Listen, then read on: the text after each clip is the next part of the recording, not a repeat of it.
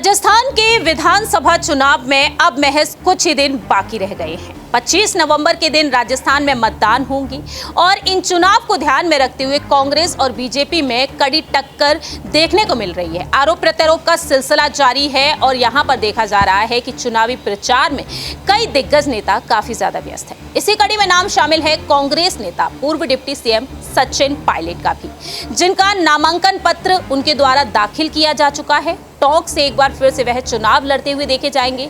लेकिन बात यहां पर की जाए सीएम अशोक गहलोत के बारे में, तो अशोक गहलोत भी एक बार फिर से यहां पर अपने ही गढ़ से चुनाव लड़ते हुए नजर आएंगे, यानी कि सरदारपुरा विधानसभा सीट से। ऐसे में यहां पर देखा गया कि बीजेपी खेमे की तरफ से मांग उठी उनके नामांकन को रद्द करने की, लेकिन सचिन पायलट को लेकर आखिरकार बीजेपी अब कोई अहम फैसला यहां पर लेती हुई नजर आएगी या फिर नहीं।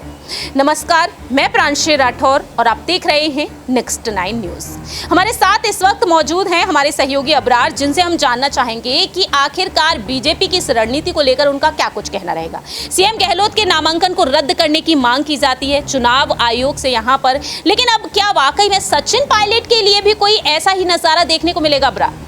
देखिए, बिल्कुल जो है वोटिंग से पहले तक जो है तमाम उन बड़े नेताओं को टारगेट पर लिया जाता है, उनके खिलाफ इस तरीके का जो माहौल है वो बिल्डअप किया जाता है। अभी आप देखिए कि अशोक गहलोत के खिलाफ जिस तरीके से भाजपा सड़कों पर उतरकर प्रदर्शन कर या ट्वीट के माध्यम से या उनके प्रवक्ता लगातार ये मांग कर रहे थे कि अशोक गहलोत ने अपनी कई जानकारियों को जो है चुनाव आयोग के सामने छिपाया है और इस कारण से जो है उनके नामांकन को चुनाव आयोग के द्वारा रद्द कर दिया जाना चाहिए।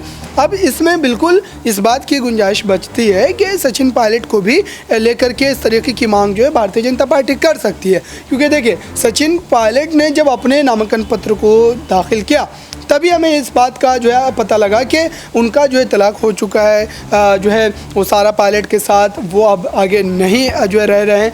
तो इन सारी बातों का खुलासा हुआ तो ज़रूर, लेकिन अब बीजेपी ज़रूर इसमें कोई ऐसा नुस्खा निकालेगी और इस पर कहीं ना कहीं अपने जो है राजनीतिक फ़ायदे को देखते हुए एक जो है प्रेशर बिल्डअप करने की कोशिश करेगी, ताकि कहीं ना कहीं उनके जो समर्थक हैं, जो गुजर समाज लगातार उनके साथ खड़ा नजर आता है, उनको एक तरीके से जो है भाजपा के साथ कनेक्ट किया जाए, क्योंकि भारतीय जनता पार्टी में भी कई गुजर समाज से बड़े चेहरे हैं और बीजेपी ये बात बखूबी जानती है कि सचिन पायलट की अगर कोई मजबूत ताकत है तो वो गुजर समाज ही है। तो मुझे लगता है कि अब सचिन पायलट के नामांकन पत्र को लेकर के भी इस तरीके की मांग उठ सकती है और अगर उठती है अबरार, यहाँ पर ये भी रहेगा इसके क्या कुछ नुकसान हो सकते हैं पायलट के लिए? देखिए, बिल्कुल बड़ा नुकसान होगा, क्योंकि वोटर्स जो हैं वो कहीं ना कहीं इस तरीके के मामलों को सुनकर के असमंजस में जो है पड़ जाते हैं। और वैसे भी आप राजस्थान में देख रहे हैं कि अशोक गहलोत और सचिन पायलट के बीच जो राजनीतिक खींचतान हम लगातार 1-1.5 वर्षों से देख रहे हैं, तो इसकी वजह से पहले से ही वोटर्स जो है काफ़ी ज़्यादा कन्फ्यूज़न में हैं। और अब जबकि बीजेपी ये मांग उठाएगी चुनाव आयोग को लेकर के, इस तरीके के अगर पत्र लिखे जाएंगे, तो आप सोचिए कि ये सचिन पायलट को राजनीतिक रूप से कितना ज़्यादा नुकसान पहुँचा सकता है।